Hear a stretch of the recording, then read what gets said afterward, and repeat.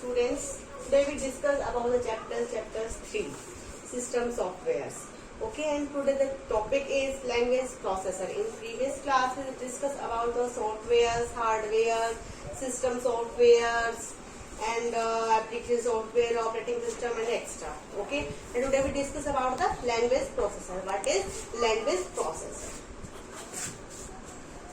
Language processor. What is language? What is processor? Language क्या होती है बेटा? लैंग्वेज क्या होती है? When two people communicate with each other and shares their feelings, their emotions, then called the language. जब दो आदमी आपस में बात करते हैं, अपनी फीलिंग्स को शेयर करते हैं दूसरे के साथ, तो उसको क्या कहते हैं? हम लैंग्वेज कहते हैं. लैंग्वेज का मतलब ये नहीं है. लैंग्वेज प्रोसेसर का मतलब क्या होता है? उसको ट्रांसलेट करना, उसको प्रोसेस में लेके आना. जैसे एक आदमी क्या है, जैसे एक यहाँ पे एक आदमी ये है, कोई अंग्रेज है, ठीक है, इसको इंग्लिश आती है सिर्फ, ये इंग्लिश वाला जानता है. और एक हम इंडियंस हैं, ठीक है, हमें सिर्फ हिंदी आती है, हमें इंग्लिश नहीं आती, ठीक है. तो क्या ये दो बंदे आपस में कम्युनिकेट कर पाएंगे? नहीं ना, क्योंकि ये तो सिर्फ इंग्लिश वाला समझता है और ये क्या करता है? इंडियंस है, हिंदी वाला समझता है. तो इन दोनों के बीच में तो कम्युनिकेशन पॉसिबल है ही नहीं, क्योंकि दोनों अपनी लैंग्वेज को समझ ही नहीं पाएंगे. तो इनके बीच में लैंग्वेज प्रोसेसर नहीं होगा. तो उसको प्रोसेस में लाने के लिए क्या करना पड़ेगा? एक ऐसा व्यक्ति चाहिए, एक ऐसा पर्सन चाहिए हमें जो हिंदी भी जानता हो और इंग्लिश भी जानता हो, दोनों भाषाओं को जानता हो. ताकि जैसे ये इंग्लिश है, ये इंडियंस होगा, और एक यहाँ मैं हूँ, ठीक है. मुझे क्या आती है? इंग्लिश भी आती है और मुझे हिंदी भी आती है, ठीक है. ये अंग्रेज मुझे बोलेगा कि जो भी बात बोलेगा मुझे इंग्लिश में बोलेगा, लेकिन मुझे तो इंग्लिश आती है, तो वो मैं समझ के हिंदी में ट्रांसलेट करके मैं इसको बताऊंगी, ठीक है. जब तो कम्युनिकेशन पॉसिबल हो पाएगा ना इनके बीच में, क्योंकि यहाँ मेडिटर का काम कौन कर रहा है? मैं कर रही हूँ. मैं कौन हूँ? मुझे हिंदी और इंग्लिश दोनों आती है. तो जो इंग्लिश बोलेगा मैं इंग्लिश समझ के उसको हिंदी में ट्रांसलेट करके बस इंडियंस को बोलूंगी. फिर वो इंडियंस मुझे बोलेगा कि हाँ ऐसे बात है, फिर उसको ट्रांसलेट करके मैं उसको इंग्लिश में मैं इंग्लिश को वाले व्यक्ति को बताऊंगी. तो उन दोनों के बीच में जो है कम्युनिकेशन पॉसिबल हो जाएगा. तो उसको बोलते हैं हम लैंग्वेज प्रोसेसर. लैंग्वेज प्रोसेसर का मतलब जो हम बात बोलते हैं, जो भी हम काम कर रहे हैं, कंप्यूटर क्या करेगा? जो भी हम प्रोग्रामिंग लिखते हैं, कंप्यूटर उसको बाइनरी में कन्वर्ट करके अपने सिस्टम को समझाता है, उसको प्रोसेस में लेके आता है. उसको बोलते हैं हम लैंग्वेज प्रोसेसर. क्लियर हुआ क्या होता है language processor? After that assembler. Assembler क्या होता है? हमारे लैंग्वेज प्रोसेसर में पार्ट होते हैं assembler, compiler and interpreter. First है हमारा असेंबलर. असेंबलर क्या होता है? This language processor convert the program written in assembly language into the machine language. जो क्या करेगा? प्रोग्राम को जो असेंबली में लैंग्वेज में होगा ना, असेंबलर क्या करेगा? जो प्रोग्राम असेंबली लैंग्वेज में होगा उसको कन्वर्ट कर देगा किसके अंदर? मशीन लैंग्वेज के अंदर, ठीक है. असेंबली लैंग्वेज क्या होती है? लो लेवल लैंग्वेज होती है. असेंबलर का काम क्या होता है? असेंबली लैंग्वेज को कन्वर्ट करेगा मशीन लैंग्वेज के अंदर. And after that interrupter. Interrupter क्या होते हैं हमारे?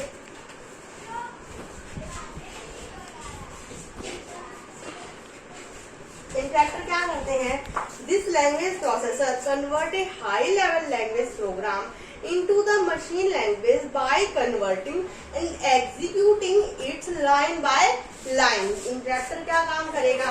ये कन्वर्ट करेगा हाई लेवल लैंग्वेज को किसके अंदर? मशीन लैंग्वेज के अंदर. लेकिन क्या करेगा? ये लाइन बाय लाइन करता है.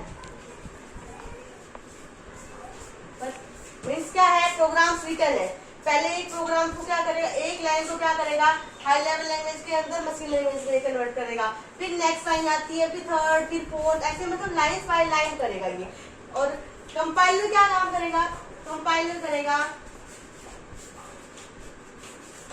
कंपाइलर का काम क्या होता है? हाई लेवल लैंग्वेज को मशीन लैंग्वेज के अंदर ट्रांसफर करता है, लेकिन पूरे प्रोग्राम को एक ही टाइम में कर देगा, पूरे एंटायर प्रोग्राम को.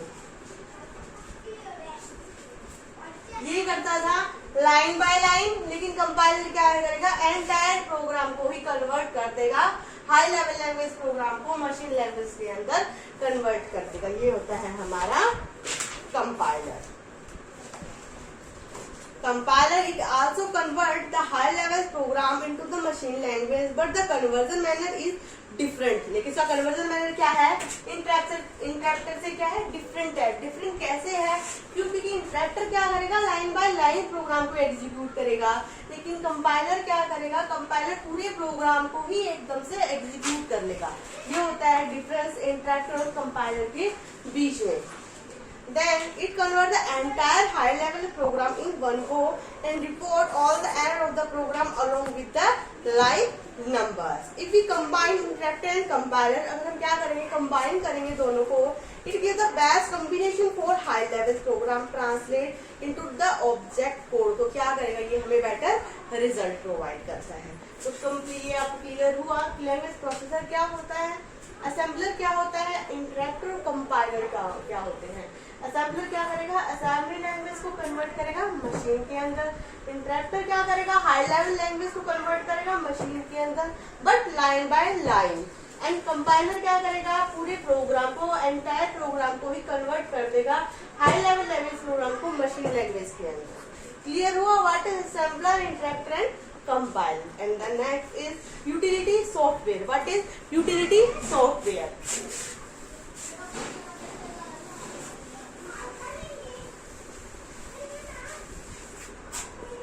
ये क्या होते हैं हमारे